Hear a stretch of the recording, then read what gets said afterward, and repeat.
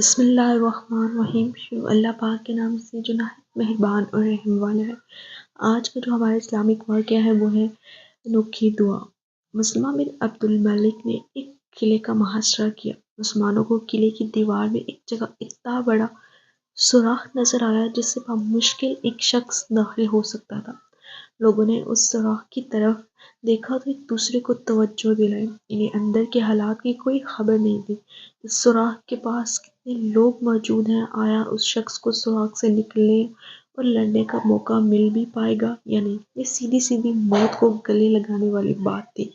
لوگ ایک دوسرے کے منہ کی طرف دیکھ رہے تھے۔ سب سے پہلے کون اس کے ذریعے قلعے کے اندر جائے؟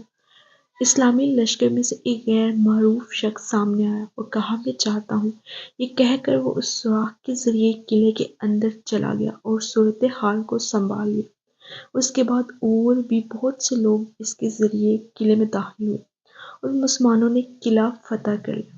فتح کے بعد مسلمہ بن عبد الملک نے اعلان کیا کہ صاحب نگد یعنی سوراخ کے ذریعے سب سے پہلے اندر جانے والا شخص میرے پاس ہے، لیکن کوئی نہ آیا۔ اس نے دوبارہ اعلان کروایا۔ پھر اعلان کروانے والے کے پاس ایک شخص آیا اور کہا سپہ سالار میرے لیے ملاقات کی اجازت حاصل کرو۔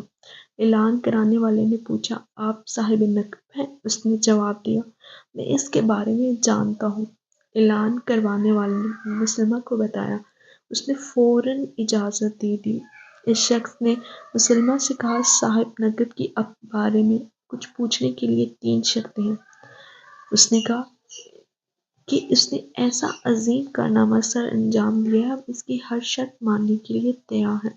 اس نے پہلی شرط یہ ہے کہ خلیفہ کو اس کا نام لکھ کر نہ بھیجا جائے۔